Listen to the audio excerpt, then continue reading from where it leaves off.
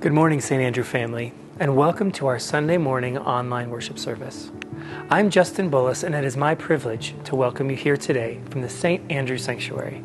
I am grateful, as always, to share this sacred online space with you, where we are all invited, included, and valued as vital and beloved members of our broader worshiping community.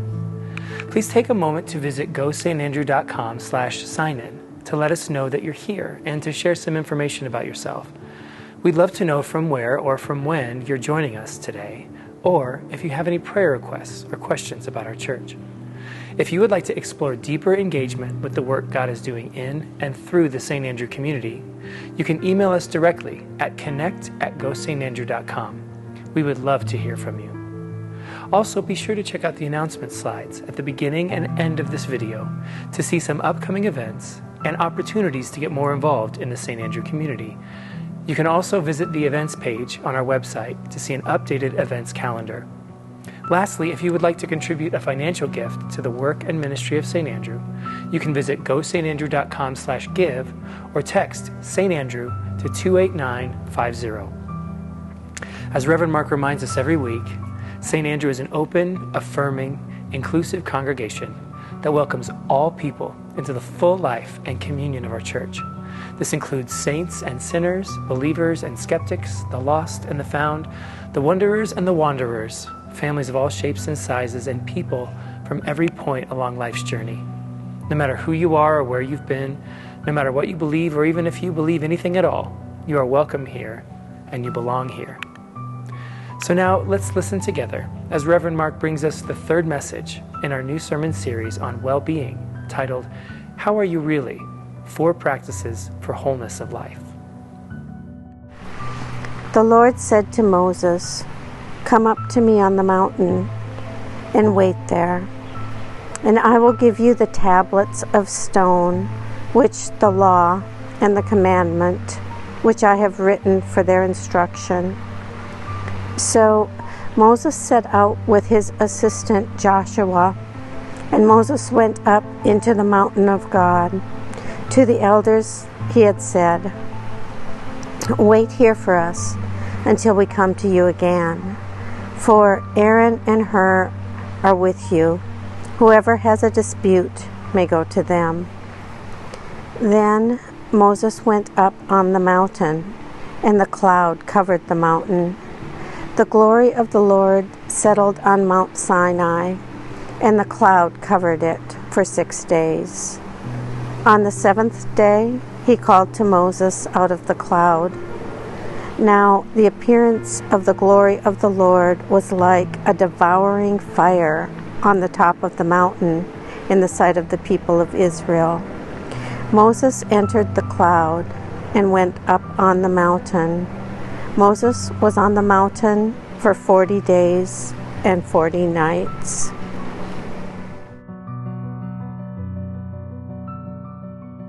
Can you think of a time when you experienced something so awe-inspiring, breathtaking, extraordinary, that you found yourself wishing the moment could just last forever, that you'd never have to return to the ordinary world?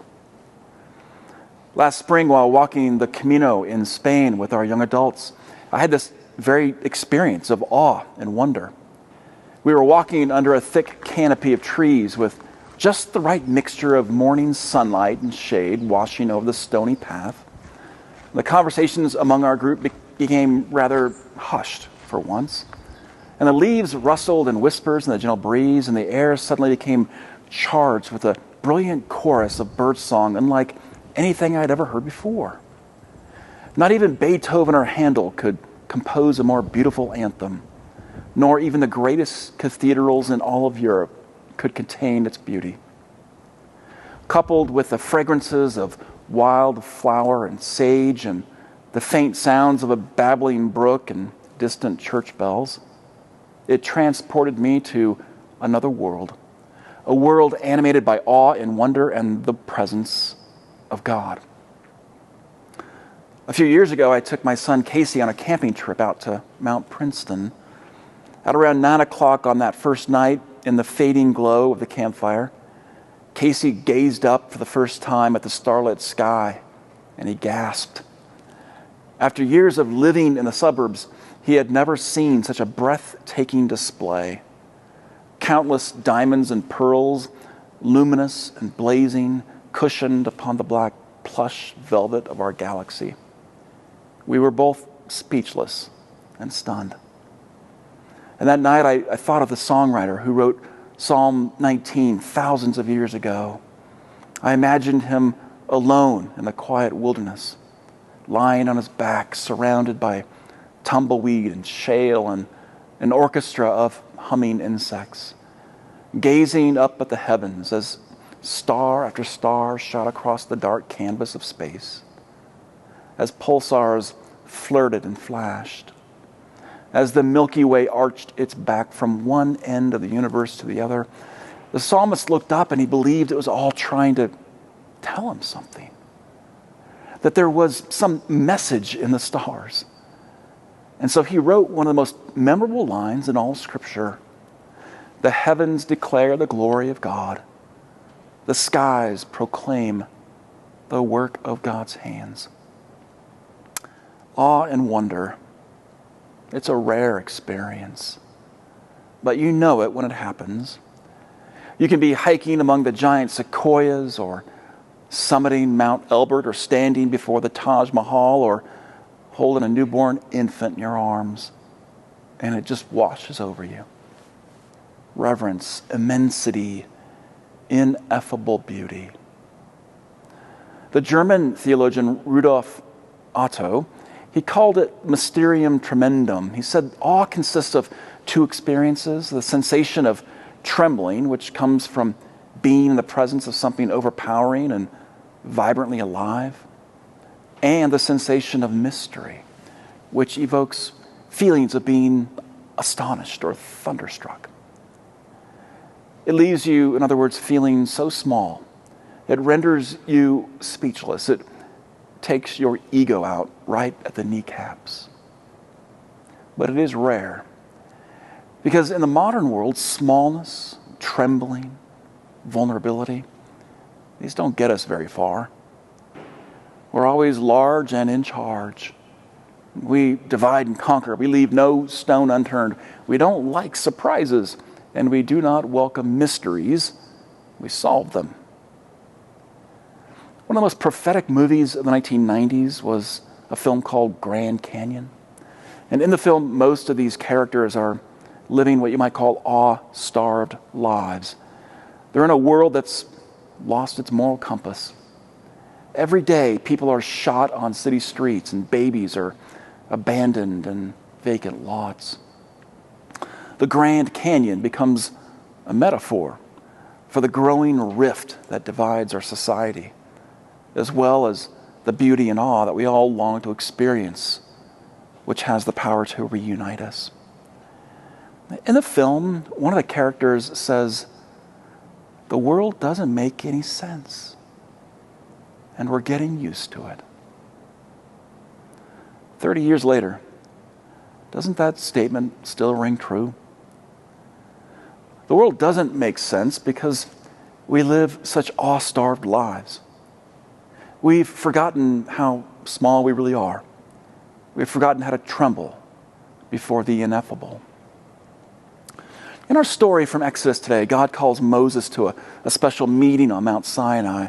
And God intends to give Moses the tablets of stone, tablets that contain the law and the commandments. These commandments are divine, like a divine blueprint for how to keep the Hebrew people in covenant with God. Moses climbs the mountain, and as he approaches the summit, he's swallowed up by a cloud. And this cloud is no ordinary mass of water vapor. Scripture describes it as the glory of the Lord. In the Hebrew, the word for glory is kavod.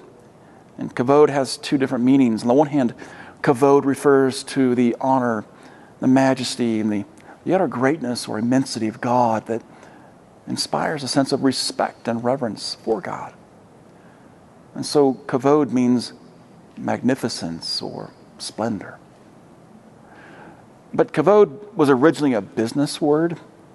It referred to the heaviness of things that were bought or sold in the marketplace, like grain and spices, cattle and sheep, gold and marble and pearls. Kavod was a weights and measures term that ensured fairness in business transactions. Eventually, kavod took on a metaphorical meaning, referring simply to the importance or weightiness of something. Kavod is that experience you have when you ask a friend how he's really doing, and he tells you things are not going well, that he's not going well. And he discloses the reasons why he's not well, and you feel that weightiness in the moment. Like this conversation suddenly got real. Like this matters. Like this is not shallow. It's heavy. That's kavod. It's when the phone rings at 2 a.m. and the caller says, "I'm sorry to wake you," but that's kavod. Weighty. It's when all the dinner guests are joking and laughing at the table, and suddenly someone just bursts into tears and begins to cry uncontrollably, and you drop everything and you wrap your arms around her, because this is no light matter. This is heavy. This is kavod. It's when the doctor comes out of surgery and meets you in the waiting room and says, "Have a seat," because what she's about to say next is just too heavy to hear standing up. That's kavod. So then what's the kavod of God? Kavod it's translated as glory, but it means the weightiness of God. That palpable sense of the divine that we feel whenever we suspect that a particular moment or experience might carry special weight, maybe even something beautiful and holy and wondrous. Kavod is something we rarely feel because we tend to live in a light world in which so many of us mostly have superficial relationships, and we escape by binge watching Netflix and working mind-numbing jobs and following routines in which one day just bleeds into the next, so that nothing really ever feels weighty or important. And no one's ever really surprised or astonished by anything. But sometimes the weightiness of God happens, and we perceive it. Sometimes the monotony is interrupted, and the drudgery disrupted, the boredom pierced. And we sense that there's something more here, something beneath the surface of things, something deeper and wider and bigger than we can see. Something that reminds us of our smallness, our impermanence, and we're changed. Moses has been up and down Mount Sinai so many times already that he expects nothing to particularly happen here in this meeting. But As he approaches the summit, he's swallowed up by a cloud. And he spends the next 40 days in God's kavod, consumed by divine mystery. 40 days is a long time to be alone with God. Maybe Moses needs some time to be astonished. I mean, he's done so much for the Israelites already, leading them in the wilderness and solving so many of their problems, answering so many of their questions, and feeling the sting of so many of their personal insults and attacks. Moses is physically, emotionally, and spiritually exhausted. He's been dealing with all the complaints and criticisms of his people, all while managing God's commands and expectations. And he's back and forth, Moses this, Moses that. He's pulled in a million different directions, frayed and fried and awe-starved. Moses was experiencing what anyone who has ever tried to live a life of meaning and purpose has experienced. That moment when the awe that once fueled you is slowly eclipsed by the demands and challenges of all your obligations, all the expectations of others, until eventually, when you look at the ordinary run-of-the-mill moments of your life, you can no longer recognize that hidden in all of it are little hints and signs of the divine kavod. It's all around you, only you can't see it. It happens to everyone, to pastors, to doctors and truck drivers, school teachers, bankers, cattle drivers, and stay-at-home parents. It's the awe-starved soul. It's the longing for wonder, the deep yearning for beauty in the ordinary, the longing for awe in the awful mess of life. What can we do for an awe-starved soul? Let me suggest 2 practices for cultivating awe in your life. The first is keep the Sabbath. 40 days of kavod was the prescription for Moses. Rest and restoration, recovery, renewal. Sometimes you have to leave the ordinary to experience the extraordinary. Time and again, Jesus went away to pray. He'd disappear for some time to go up to some mountaintop or some garden or some wilderness place to experience the weight and wonder, the heaviness and immensity of God. He went in search of awe so that in finding it, he might remember what it looks like and what it feels like when he returned to the ordinary world, so that he could see it in the faces of the hungry and the broken, the lost, the forgotten, even the enemy. And Jesus went out searching for kavod in order to make sense of the ordinary and sometimes awful mess of his world. Moses gets 40 days of kavod, an extraordinary experience, but do you remember what happens next in the story? Moses comes right down the mountain. His face is glowing, only to find his people dancing around a golden calf. It's ironic and comical.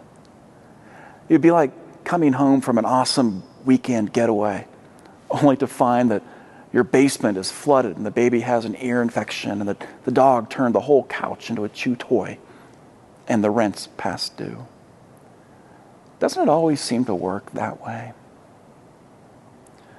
According to the latest statistics, we are the most stressed out generation in American history. 3 out of 4 Americans regularly experience physical and psychological symptoms caused by stress.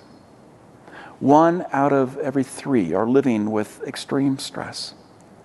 1 out of every 2 report their stress has increased over the past 5 years.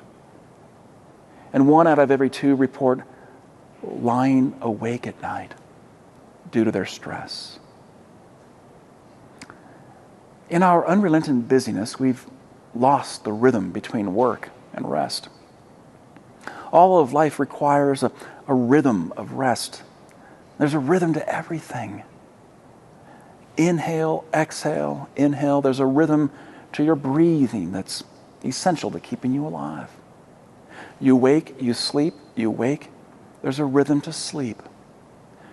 When you awaken in the morning, your body starts firing cortisol and adrenaline to give you energy for the challenges of the day. And by nightfall, your body releases melatonin to prepare you for rest and sleep. There's a biological rhythm to the 24-hour cycle of life that's essential to your life. Day dissolves into night, night dissolves into morning. There's a rhythm to nature. The growth of spring and summer is hushed by the dormancy of fall and winter because there's a rhythm to the seasons. There's a rhythm to everything. And when we do not rest, we lose our awe. We lose the delight of simply being with God, with others, with ourselves. And for lack of rest, our lives are endangered. Rhythm gets interrupted. Have you ever checked your email at 2 a.m.? Rhythm interrupted. The biblical prescription for a rhythm of rest is 1 day out of every 7. It's a commandment, not a suggestion. Honor the Sabbath and keep it holy. There's a 6-day rhythm built into all creation. Even zoo animals demonstrate adverse behavior when they're left on display for more than 6 consecutive days. Sabbath is built into the fabric of creation. So then, why do we prize the 24/7 lifestyle? God commands us to take our day of rest because we don't know how to do anything but produce. When the Hebrew people were slaves in Egypt, they never knew how to do anything with their lives but make bricks. Every day was a brick-making day. Friday looked like Monday. Sunday looked like Tuesday. 7 days of making bricks. But then Moses leads them out of Egypt. And free from brick making, God commands them to set aside 1 day a week for rest. Do not work. Why? Because in Egypt, their worth came from how many bricks they made. When they left Egypt, they had to leave behind that understanding of what it means to be human. So one of the first commandments God gives them is to take 1 day a week to remember that they are not slaves, that their worth does not come from the number of bricks they produce. It turns out the real miracle was not getting the people out of Egypt, but getting the Egypt out of the people. You are not supposed to work 24/7. It's maybe something closer to 12/6. You get your work done in 6 days. You stop working after 12 hours. Take 1 day each week and a part of each day to be awed and astonished by God. Second suggestion is to choose immensity over idolatry. While Moses is on the mountain experiencing the Kavod of God, the people down below are worshiping a calf of gold. We humans often don't know the difference between the immensity of God and the intensity of the world's idols. If we don't find what gives us genuine awe and wonder, we tend to turn to whatever cheap substitute we can find, and we give that substitute ultimate meaning. Wealth, substances, power, popularity, these things. Every idol lures us with an intensity and volume that demands our attention, that blinds us to beauty. And friends, the loudest, most intense, and demanding idol in our modern culture today is cable news. There's a word Christians have we've used it for centuries to describe how we learn about the immensity of Kavod of God. The word is catechesis. Catechesis refers to religious training or instruction that's given to someone preparing for Christian conversion or baptism. And the church has always been the place where catechesis occurs. But in the modern world, cable news networks are the new cathedrals. And commentary is the new catechism. And ideology is the new theology. And the intensity of partisan opinion has eclipsed the immensity of divine truth. Have you noticed? Today, everything is either breaking news or a bombshell report or a shocking revelation or an explosive expose. It's only when a developing story comes up that we change the channel. Because we're bombarded with messages trying to convince us that everything is so immense. Everything is of ultimate meaning and importance. So much so that we no longer know what's ultimate and what's not. And then every story is followed by a pharmaceutical commercial peddling a medication for anxiety, depression, high blood pressure, migraines, and ulcers. Because we're so stressed out and bummed out and freaked out and tied up in knots over the news, that's what we get.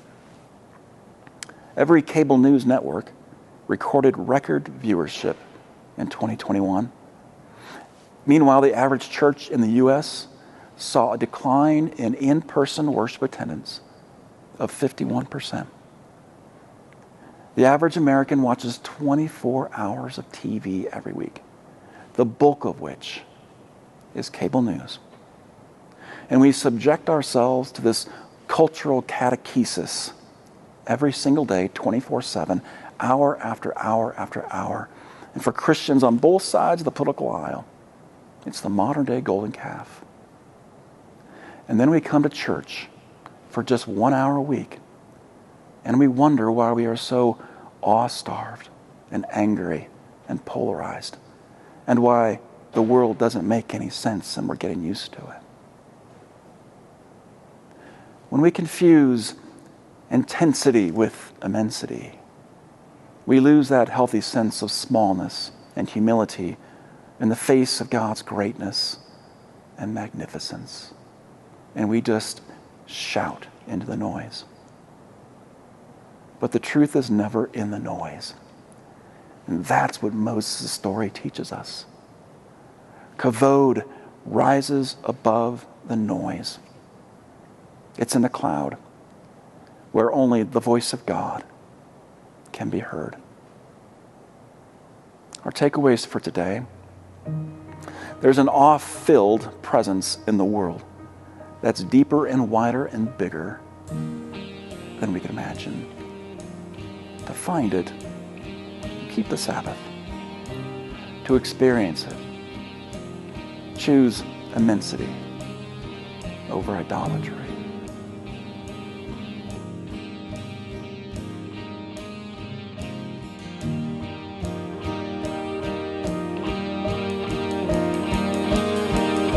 Someday you'll come, the darkness will cease, true light will dawn, everyone will then see everything new, will finally see you.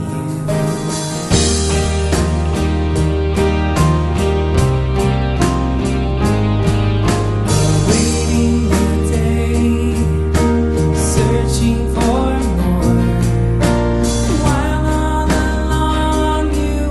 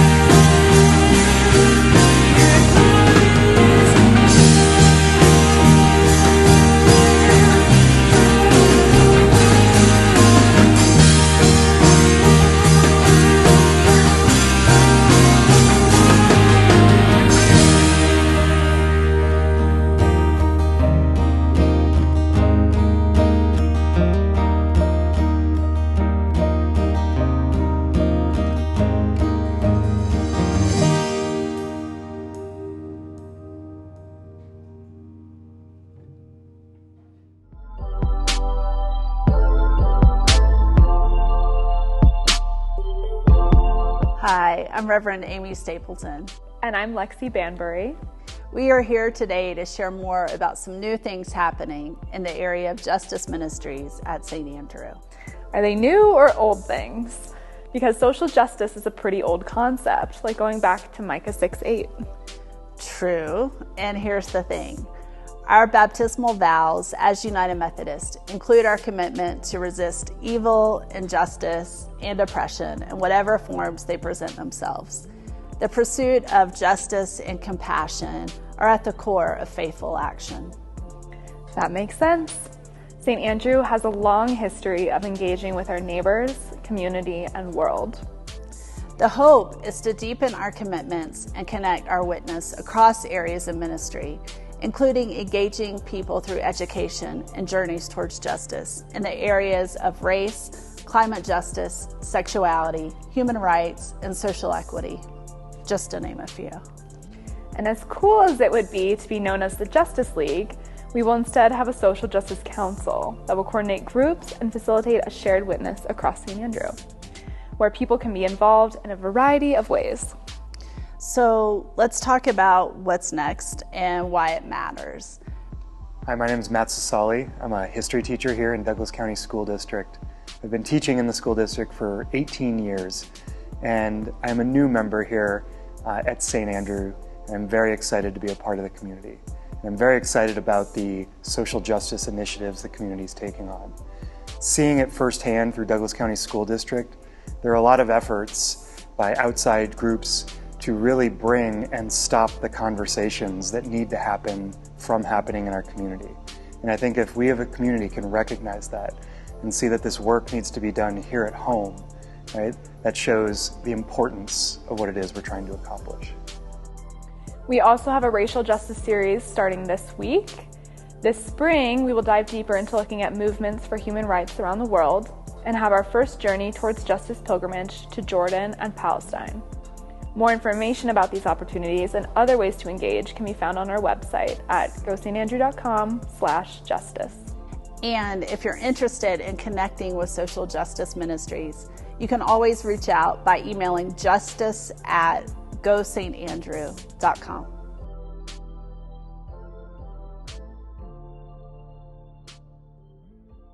And now, as you return to the rhythms and routines of your busy lives this week, I leave you with this benediction from the Office for Justice, Ecology, and Peace in Canberra, Australia.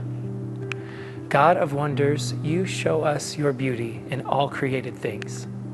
Help us to pay attention to the taste of the ocean on our lips, the warmth of the sun on our hands, the song of the birds in the morning and evening, the fragrance of the earth after rain, and to the star that guides us. Creator God, we stand in awe of all that you have made. Fill our hearts with gratitude for every good gift, great and small, that feeds and forms us, inviting and enabling us to become people who are fully alive in your amazing grace. Amen.